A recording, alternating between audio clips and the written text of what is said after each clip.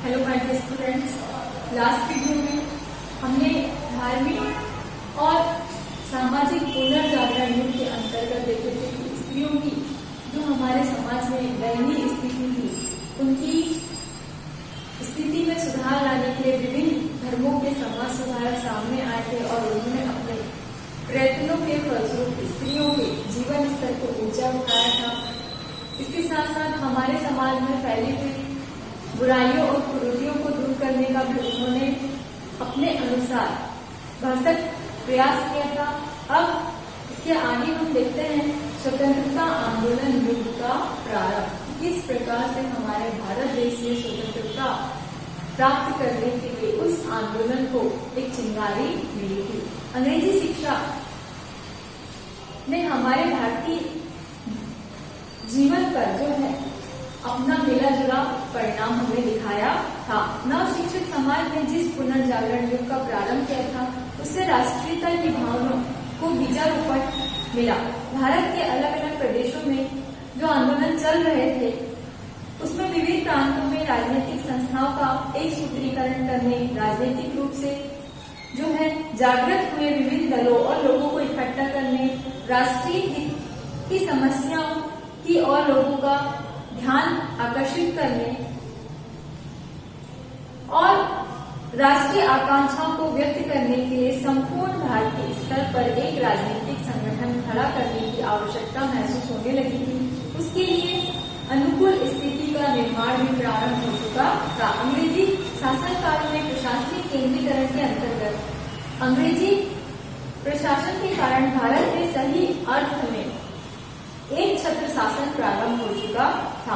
पूरे देश में एक समान नीति, विधि, शासन के सम्मुख सभी एक समान जैसी कई बातों के कारण लोगों में एक राष्ट्रीयता की भावना का विकास देखा गया था।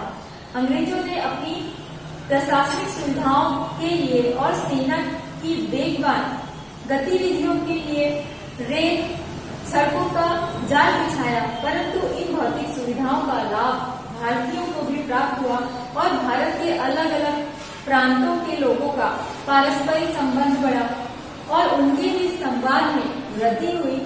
साथ ही राष्ट्रीयता की भावना बढ़ने लगी थी। हम कह सकते हैं कि जब ब्रिटिश ईस्ट इंडिया कंपनी की स्थापना हमारे भारत देश में हुई, तो अंग्रेजों ने अपनी सुख सुविधाओं के लिए हमारे भारत देश में कई सड़कों, पुलों, रेल आदि का विकास किया। तो इन सबके कारण क्या हुआ था कि हमारे भारत देश में लोगों का जो है आपसी संवाद बढ़ गया था। आवागमन के साधन होने के कारण लोग एक दूसरे से आसानी से और कम समय में मिल सकते थे और इसके साथ ही जो है लोगों में राष्ट्रीयता की भावना का उदय हो चुका था। आर्थिक शोषण के अंतर्गत हम देखते हैं कि भारत की संपत्ति का प्रभाव कई स्रोतों से इंग्लैंड की ओर बहने लगा था। इंग्लैंड की साम्राज्यवादी नीति के कारण भारत का आर्थिक शोषण हो रहा था।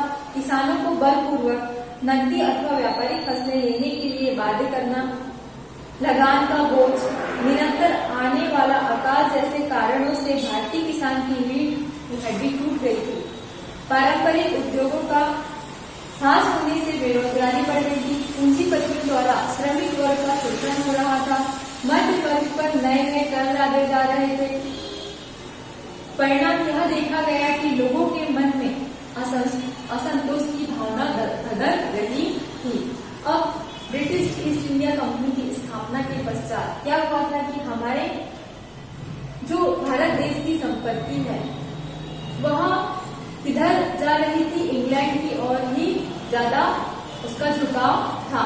इसका परिणाम यह देखा गया कि हमारे भारत देश में काम करने वाले किसान वर्ग, मजदूर वर्ग या कोई भी वर्ग जो है हर तरह से उनका शोषण हो रहा था और यही शोषण की भावना जो है लोगों के मन में प्रस्फुटित हो चुकी थी।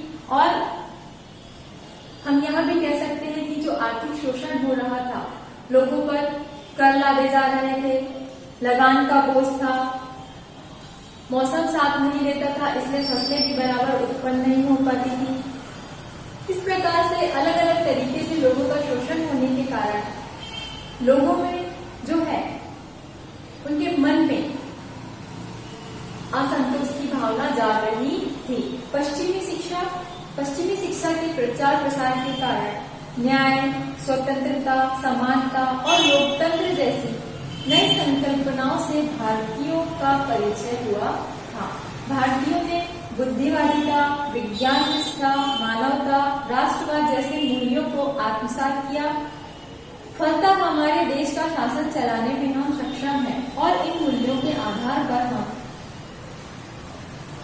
देश की उन्नति कर सकते हैं। यह भावना बलवती होने लगी थी। भाषाई विविधता से संपन्न ऐसे भारत को अंग्रेजी भाषा के कारण संपर्क का एक नया माध्यम मिल चुका था। भारत के प्राचीन इतिहास का अध्ययन, इसमें कोलकाता में अंग्रेजों ने एशियाटिक सोसाइटी की स्थापना की थी। कई भारतीय और पश्चिमी विद्वानों ने भारतीय संस्कृति का अध्ययन करना प्रारंभ कर दिया। इसमें संस्कृत, फारसी और अन्य भारतीय भाषाओं में उपलब्ध पांडुलिपियों की जांच पड़ताल की गई और उन पर कई शोध कार्य भी किए गए थे।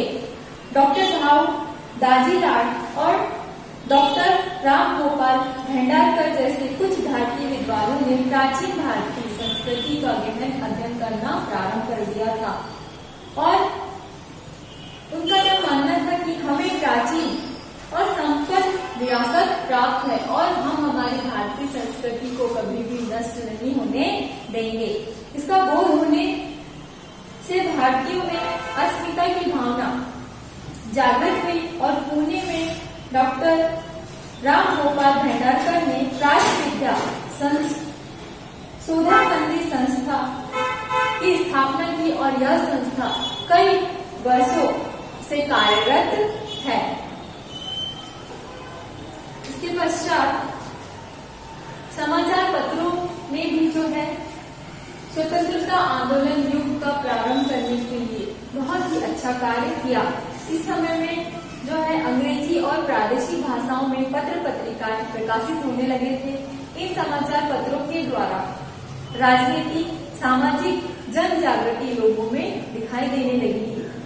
दर्पण, प्रभाकर, हिंदू, अमृत, बाजार पत्रिका, केसरी, मराठा जैसे समाचार पत्रों के द्वारा सरकारी नीतियों की कड़ी आलोचना दिखाई देने लगी थी।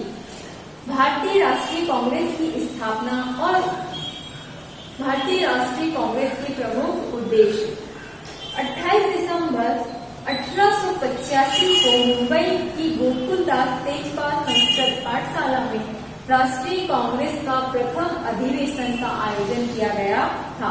इस अधिवेशन में भारत के विभिन्न प्रांतों के 72 प्रतिनिधि उपस्थित हुए। कोलकाता के विख्यात वकील व्योमेश चंद्र बैनर्जी ने इस अधिवेशन की अध्यक्षता की थी। इन सब ने मिलकर इस सभा में राष्ट्रीय कांग्रेस, जिसे इंडियन नेशनल कांग्रेस के नाम से भी जाना जाता है, इसकी स्थापना की। अंग्रेज अधिकारी एलन ऑक्टेवियन ह्यूम भी राष्ट्रीय कांग्रेस की स्थापना में अग्रसर थे। प्रशासन में भारतीयों को अधिक प्रतिनिधित्व मिले, अंग्रेज सरकार सेना व्यय में कटौती करे आदि कई मांगों का निवेदन इस संगठन के माध्यम से सरकार को सौंपा गया था। भारत के विभिन्न लोगों के द्वारा हमारे भारत के विभिन्न क्षेत्रों, विभिन्न प्रांतों और विभिन्न भागों में रहने वाले लोगों को धर्म, वंश, जाति, भाषा, भौगोलिक प्रदेश आदि का भेदभाव भुलाकर एक मंच पर लाना और एक दूसरे की समस्याओं को समझ कर उन पर विचार विमर्श करना, लोगों में एकता की भावना जागृत करना और राष्ट्र की उन्नति के लिए प्रयास करना, ये सब उद्देश्य भारतीय राष्ट्रीय कांग्रेस के थे। धर्मदल का कालखंड जो है वर्ष 1885 से लेकर वर्ष 1905 ईस्वी सन तक रहा। राष्ट्रीय सभा की स्थापना के पश्चात प्रारंभ के समय में उसका कार्य जो है बहुत धीमी गति से चल रहा था, लेकिन लगातार चल रहा था। राष्ट्रीय कांग्रेस के नेता यथार्थवादी यानी यथार्थ को मानने वाले और यथार्थ में जीने वाले और उच्च शिक्षित थे। उनका मानना था कि संगठन का निर्माण सुदृढ़ नींव पर होना चाहिए। उन पर पश्चिमी बुद्धिजीवियों के उदारमतवादी सिद्धांतों का तथा स्वतंत्रता, समानता, बंधुता जैसे मूल्यों का प्रभाव था। उन्हें विधि अथवा कानून के मार्ग पर चलने पर विश्वास था, यानी कि वे जो है लड़ाई झगड़े में या मारपीट में विश्वास नहीं करते थे। वे कानून के अनुसार ही अपने देश में लोगों को एक साथ करके स्वतंत्रता आंदोलन युग का प्रारंभ करना चाहते थे। वे आशा करते थे कि कानून अथवा विधि के मार्ग पर चलकर अपनी मांगे रखने और अंग्रेजों से हमारी मांगों के साथ न्याय प्राप्त करने में वे विश्वास रखते थे। गोपाल कृष्ण गोखले, फिरोज शाह मेहता, सुरेंद्र नाथ बैनर्जी आदि जो नेता थे वह नरम दल के नेता थे। प्रांतीय विधि मंडल में जन प्रतिनिधि हो, शिक्षित भारतीयों को नौकरियां मिले, बढ़ते सैनिकी व्यय में कटौती हो, लोगों के कानूनी अधिकारों की रक्षा हो सके, इसके लिए कार्यपालिका और न्यायपालिका को अलग अलग किया जाए आदि कई प्रकार के प्रस्ताव उन्होंने राष्ट्रीय कांग्रेस के नेताओं के अधिवेशन में उनके समक्ष रखे थे। राष्ट्रीय आंदोलन में फूट डालने के लिए आगे चलकर अंग्रेजों ने फूट डालो और शासन करो की नीति को अपनाया था। नरम दल के कालखंड के पश्चात गरम दल का कालखंड वर्ष 1905 से लेकर 1920 ईस्वी तक रहा। भारत के सभी राजनीतिक नेता जो हैं वह जागरूक थे।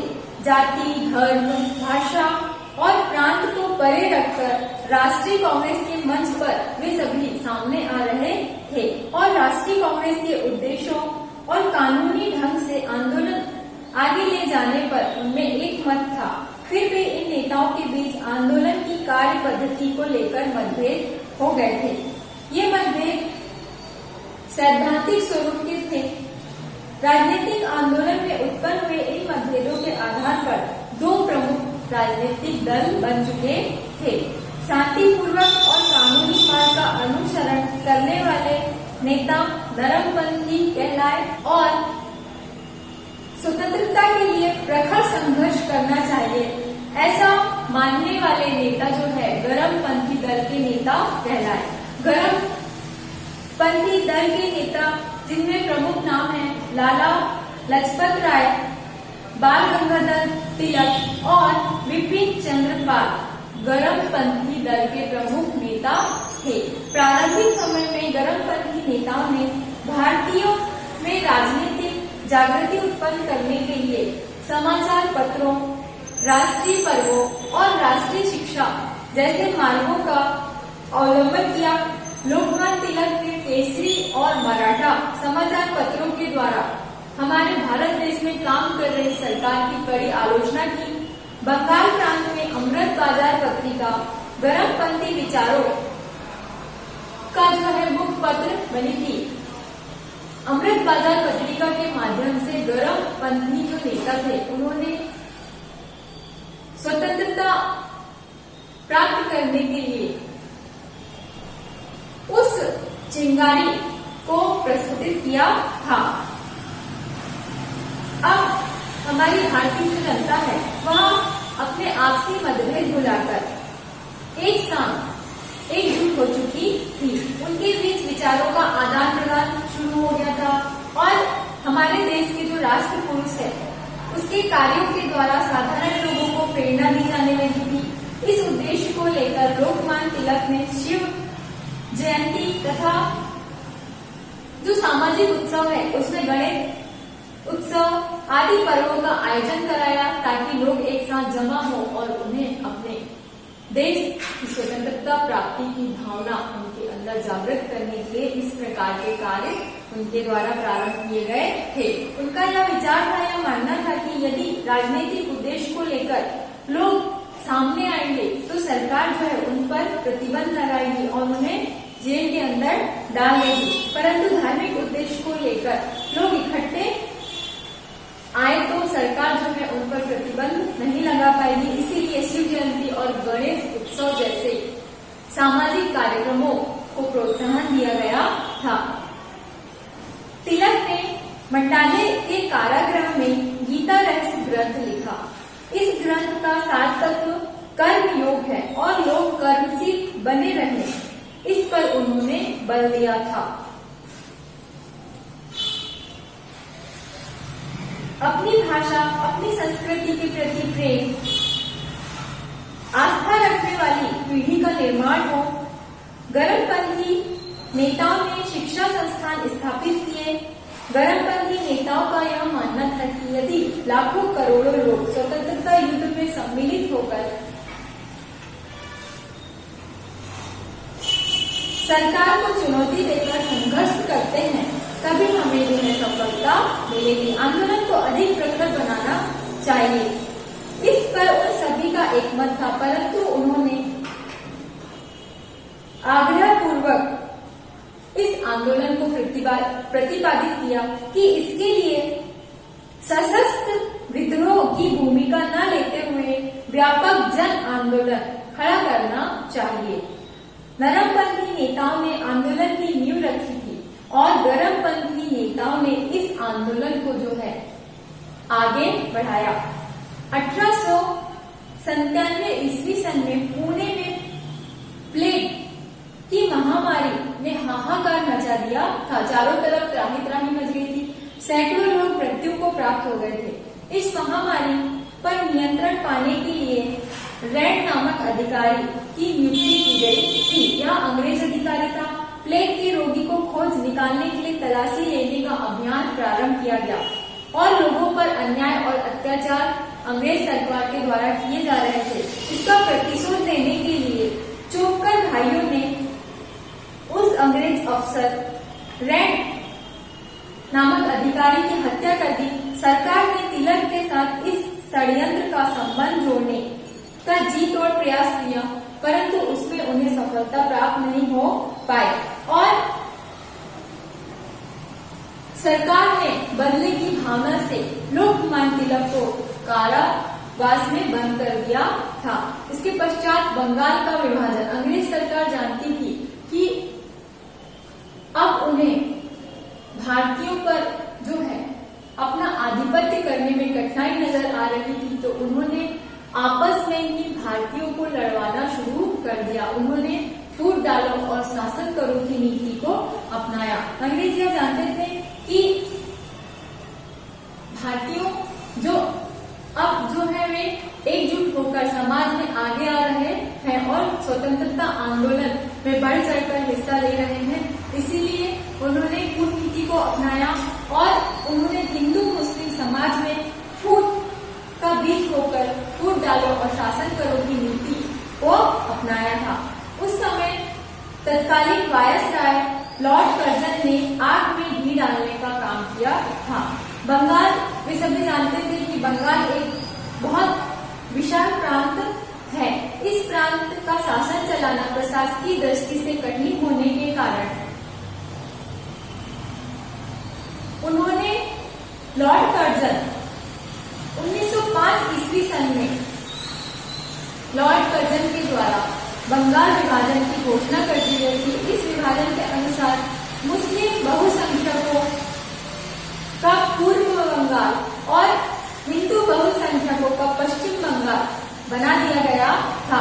विभाजन के कारण हिंदू मुस्लिमों में फूट उत्पन्न करके स्वतंत्रता आंदोलन को कमजोर करना यह जो है अंग्रेजों का मुख्य उद्देश्य बन गया था।